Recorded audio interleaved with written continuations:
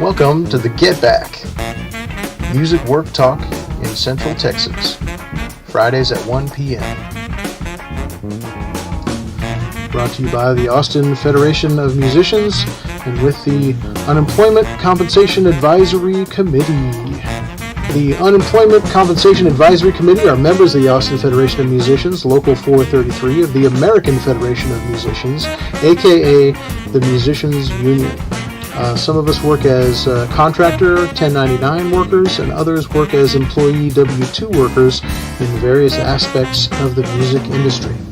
The goal of this session is to share our experiences, including trials and tribulations related to the Texas Workforce Commission, or TWC, with other musicians in the state of Texas to aid in navigating the TWC application process. We are not experts in unemployment assistance. We are musicians.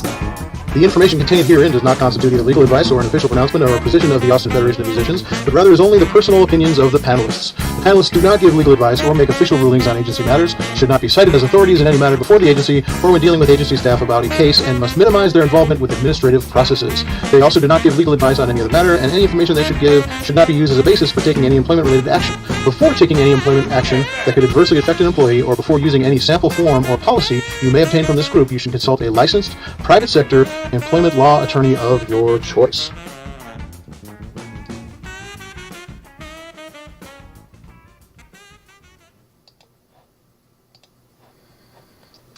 All right, welcome to the Get Back. It is November 12th, 2021. I'm Aaron, and Russell's also joining us. Hello, Russell. We always start by calling your attention to the links down in the notes for the video there. It's got our usual links and also the links that we're discussing today if you're watching on the replay of this. If you're watching live, today's links aren't there yet, but they will be, I promise. And yeah, so, but yeah, the link to the union office is there. The link to, I think the TWC office is still there, and our various social media stuff. Please like and subscribe. And yeah, we don't say that enough. Like and subscribe. Man, but yeah, we always start with beverages. I'm doing iced coffee today, so I guess that's a change. I don't know. Are you doing a beverage there, Russell? Water, different brand, but still water. Yep. The beverage of life. There you go, man.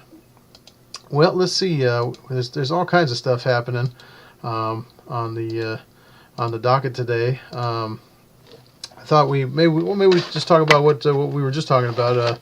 The new issue of the International Musician is out, and man, a lot of good articles in this one.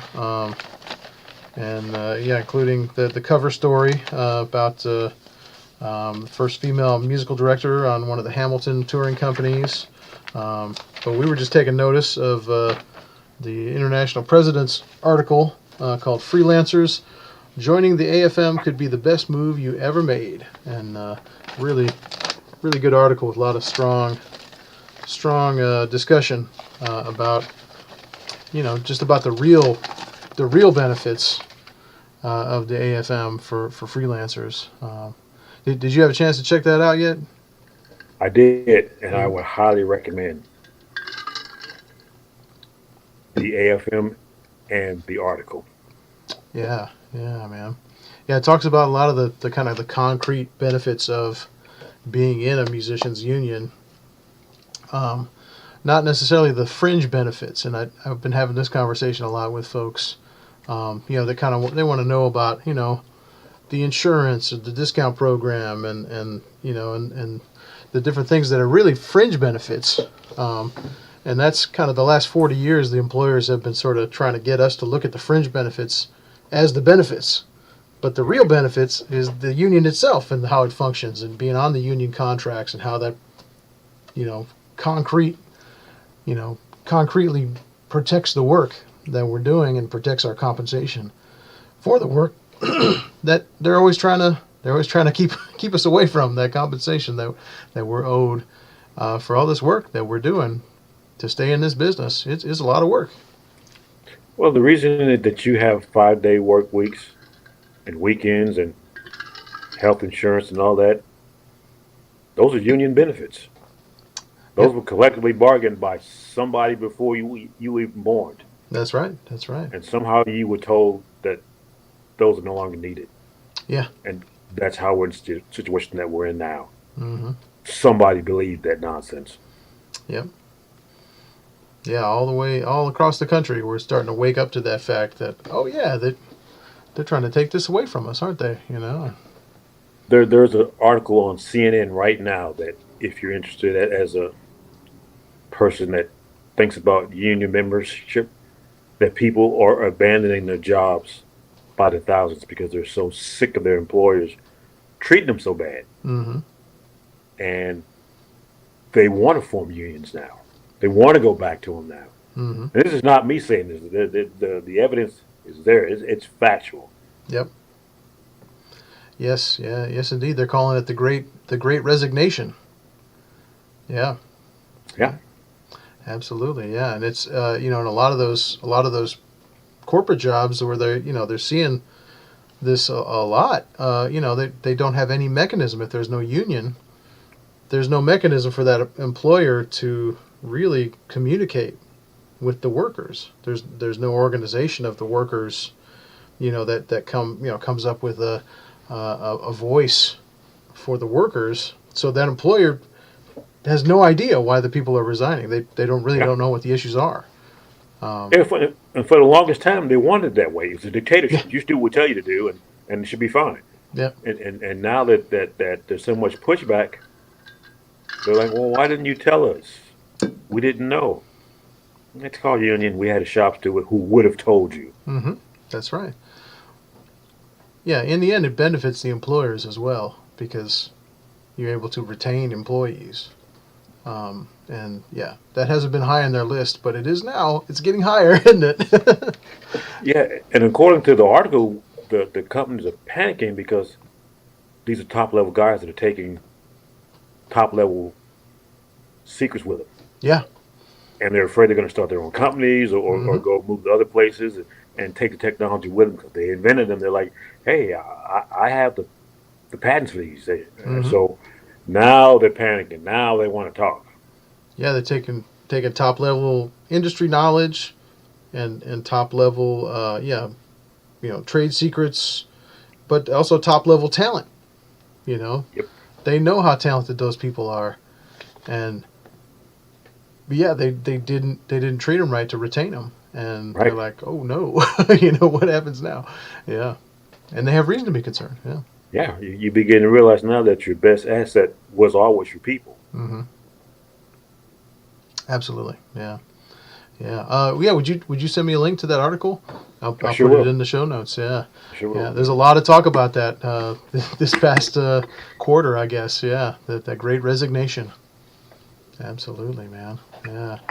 So yeah, we'll have both these articles in there. This one that we're talking about with our international president and the international musician is I guess it's sort of an update of a article he wrote back in 1985. So that's kind of cool. A lot of the things that we're talking about haven't changed. You can file your contract with the union office, and that contract is protected by the entire force of the entire union, and that's a huge thing when you're working freelance, by yourself. To have that kind of support is huge. Yeah, it's easy for them to just dismiss you. Mm-hmm. But it is hard to dismiss a worldwide entity. That's right. That is not going to go away. Mm-hmm. Yeah, and that starts to change that power dynamic. Even assuming that you have your own resources to defend a contract against, an employer that's trying to change the contract or trying to just not pay you.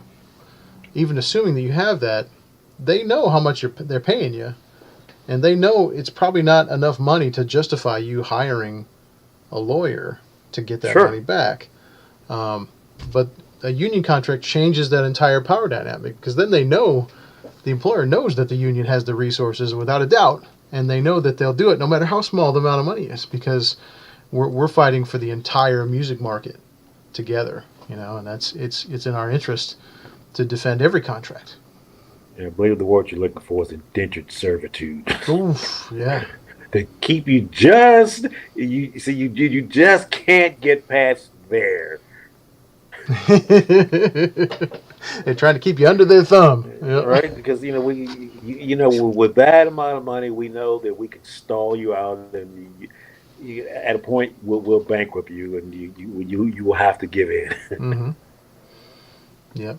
Yeah. So, You sure you want to do this? But it reverses it around. When you're in the union, the employer knows that the union has those resources, and it's Mm-hmm. in our interest to defend every contract, and we can wait them out. So Right. yeah, and they usually just cave and let's pay it. It's much easier to pay than to deal with that. So yeah. Yeah, because the guerrilla's not going to go away. Yep. And once they realize that, I guess we better talk to these guys. Yep. Yes. Yeah. Yeah. It forces them to talk to you. Yeah. So. Yeah, and that's a union benefit that we overlook a lot of times because it's just so fundamental. It's so basic to union membership. But that's really where the power is at. The power is the power. It's the power. Yeah. So, indeed, man. All right. What else have we got on our docket here? There's a couple of articles just this week. Just about consumer spending in the Austin area. Seems to be up and stronger even than the rest of Texas, and that's good news for us, because Yes. discretionary spending or recreational spending is what that's what our business is based on. Is getting folks to come to entertainment events, and that does seem to be up. So I'll just use that as another excuse to just encourage everyone, to don't accept less than you were making before the pandemic, and go for more than you were making before the pandemic. There's no reason to go lower, Right. because people are out there and they want it. They want to come out and have a good time, there's money being made. Not only do they want it, they need it. They need it. We are essential no matter what they try to tell you.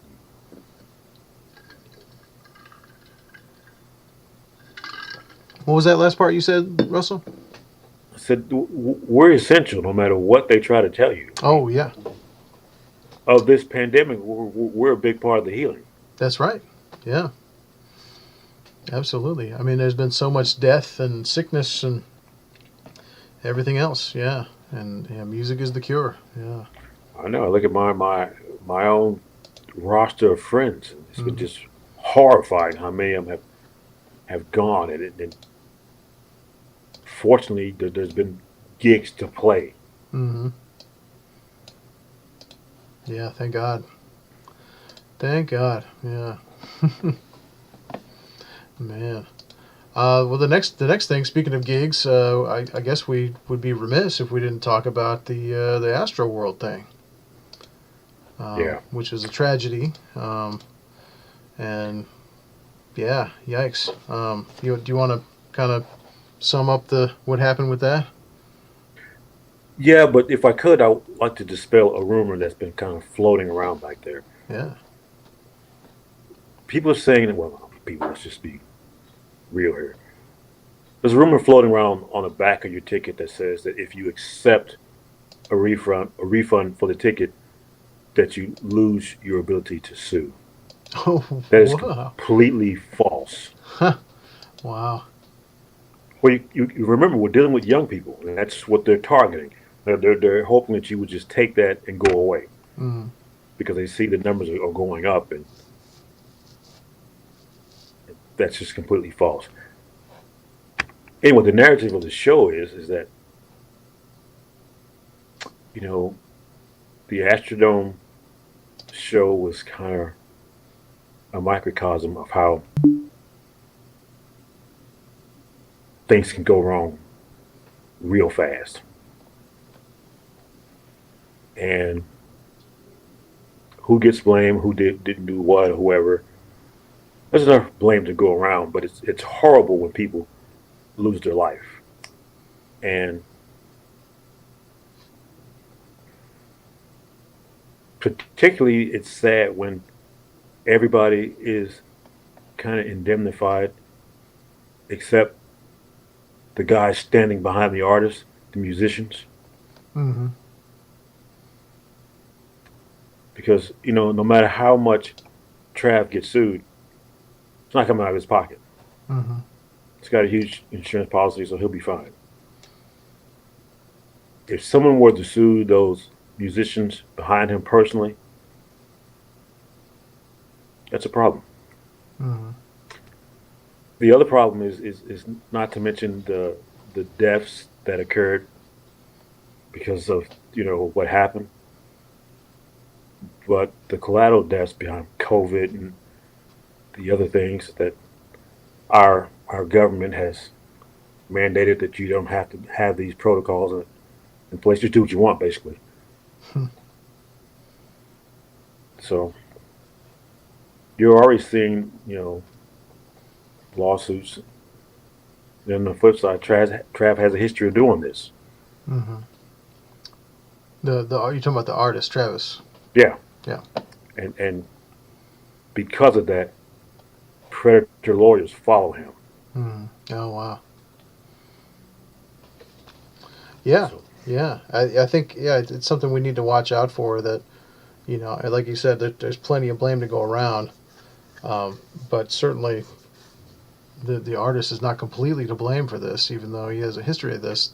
There's a lot of other factors with the management of that concert, and that was managed by Live Nation, the largest concert promoter in the country. And, Yep. They should be able to do a lot better than that. And you need to exercise some common sense. Mm. I mean, you're there to have a good time, and it's also your responsibility too to make sure you get home safe. Mm. And to do something like that, it's not in your best interest to make sure you get home safe. Mm. And I know that's not a very popular opinion, Right. but it's the truth. Yeah. It needs to be said. Yeah, absolutely. Yeah, I mean, personal responsibility doesn't go away. I mean, Mm. Well, so the news, there is sort of a bit of an analysis from the Statesman from I think it's today. How have sort of comparing it to how Austin music festivals have handled crowd safety, because they talk about it as South by Southwest incident in 2011, and kind of compare it around in different ways, and talk to different concert promoters about what has been done in the past, and but it kind of winds up with the same conclusion that we're winding up with, is that it's a lot of different elements here. Yeah, it's a little different. I mean, you remember that time when the guy drove his car through the festival and ran over people and drove through the barriers? I mean, it's hard to predict something like that. Mm-hmm. But crowd rushing needs to be in everybody's security dossier. That's job one. Mm-hmm. What do we do when that happens? That's the first thing security needs to be looking out for to take care of. Mm-hmm. I don't know what what do you do? I mean, I don't know how far down the list driving one's car through barricades would be, but I'm sure it's on the list. But crowd rushing, I mean, that's the first thing that happens at an outdoor concert like that. Yeah. Even an indoor concert. That's what they have the mosh pit for. Let's just run up there and people get hurt. Yeah. And then it's, oh, well, you should have stopped me. Mm. No, you should have stopped you. Well, yeah. Yep. Man. Well, then, so in response to this, there's another article. Well, actually, this article came out on Wednesday, but or maybe it was Thursday. But how our esteemed governor is announced a Texas task force on Yeah, I concert saw safety. that. So it'll be interesting to see what happens there. I think it's. I mean, I think it's probably fair to say we have been impressed with his efforts so far this year on other things. So I don't know. I'm not sure what's going to happen with that, but that could be interesting. I don't know. See, Yeah. any time that he has to get involved with things, it's a bad idea. That's why we need to handle things on our own. Hmm. Anytime, because he has shown, like you said, that the outcome seems to be less than impressive when he's involved. Hmm. Yeah, so I wonder. Well, I mean, maybe he won't be that involved. Maybe he'll actually appoint people that know what they're doing to this task force. As opposed to remember the energy task force that was all Right. people that benefited Right. from selling energy. It's like, oh man. Right. So That was mighty impressive. yeah. So We don't know who they were. They weren't even in Texas. oh man. No clue who those people were, but we're going to fire them if we Yeah. can find them. Yeah. So we'll keep an eye on that. I mean, we have to keep an eye on that. If we see like skyrocketing. Well, if we see like increased requirements for artists to have like their own liability insurance for things, and then we're going to see the cost of that insurance go up, and that could be a serious challenge for a lot of musicians. So we kind of have to make sure that they don't start blaming just the musicians on this this kind of thing in the future. But I don't know if you've been getting any talk on that, but I have. yeah. People or musicians are like that. They want you to have liability insurance. I mean, they've been trying to kind of float that around for a while now, and like any good lawyer, I mean, they look around for precedents. Well, okay, well, here it is. I mean, it's not on the books yet, but if they can secure this as one of those deals where, okay, you have to have precedents to have a case to move forward, and if this wins over, well, we can make guys have liability insurance. I can remember a gig one time where a guy asked me, "You have your own insurance, right?" I was like, "For my car, my gear, yeah." No, you have to have liability. I'm like, "No, you don't." Yeah. You're like that? No, that's not true. Mm. Yeah, it's supposed to be the venues have the liability insurance Exactly. on there.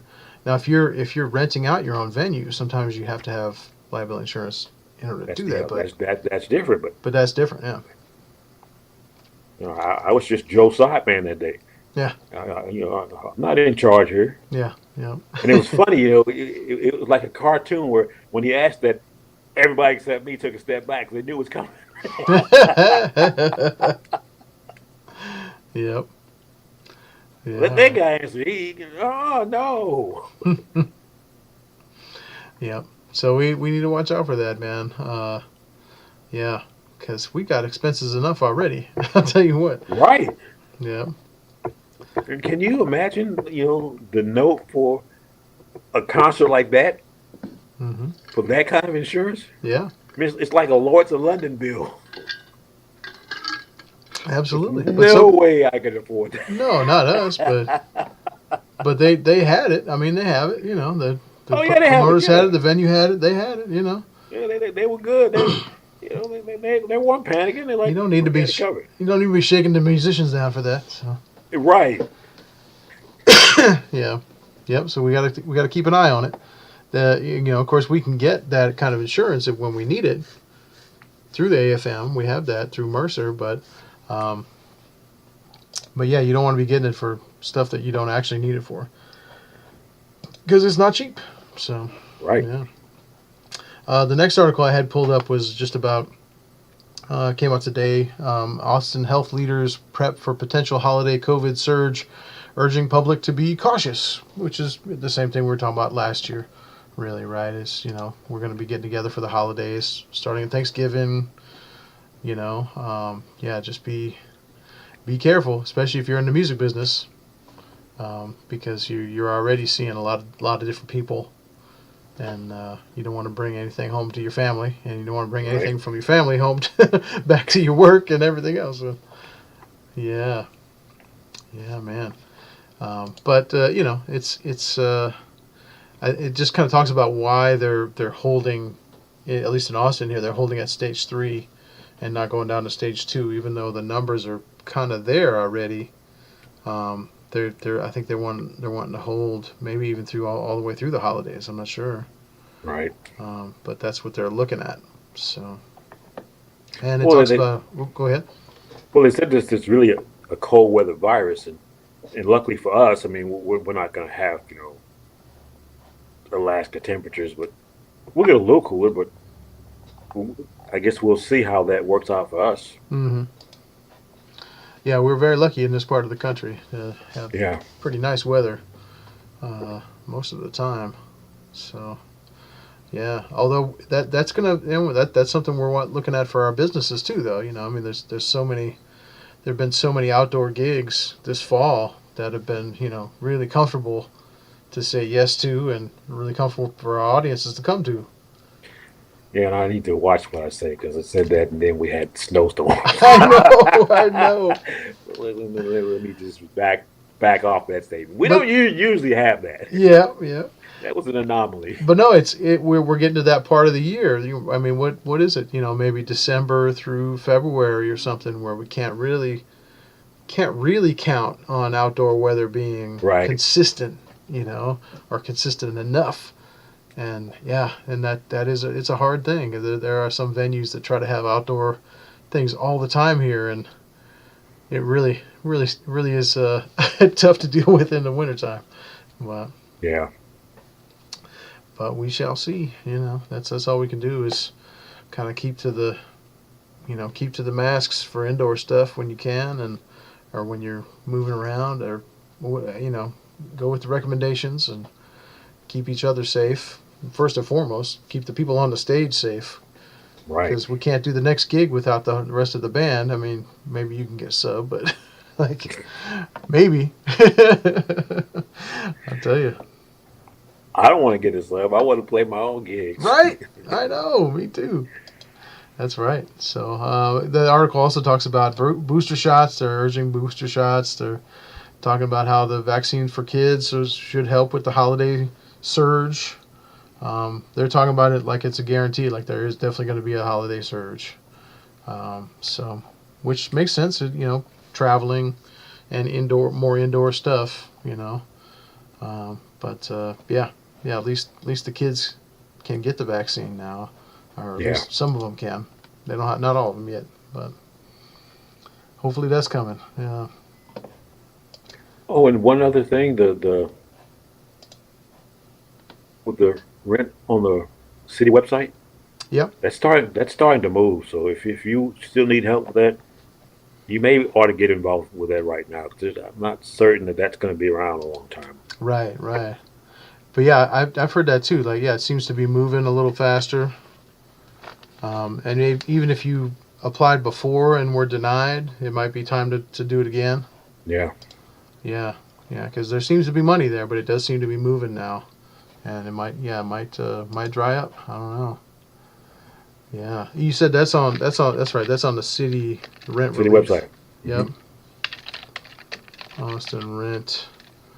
Yeah. Yeah, we've posted that link many times, but we'll post it again. I mean, it's important. Yeah. Yeah. If you need it, go there. Mm-hmm. Get your paperwork in line. Yes. Thankfully, we have a city council and a mayor that will try to help. Yep. Absolutely. Yeah. Well, that's everything that's on my agenda. Did you have any other topics you wanted to bring up, brother? I think we've covered them all. All right, man. Well, if you, the listener, are in the music business, don't give up. We can get through this with solidarity and sharing information, as we have been doing. And it is coming back, and it's roaring back. Don't be afraid to ask for what you were getting before the pandemic, or greater. Go for greater, because it's there. The work is there, but we got to keep being safe about it, so we can keep doing it. We're going to weather this storm and get there. We can do it better than we ever did before. Use a contract. Use a union contract. Join the union. Protect yourself for now and into the future, because there is a future, and we're going to get there. So, all right, I'm Aaron. This is Russell. Please like and subscribe, and we'll see you next week on the Get Back.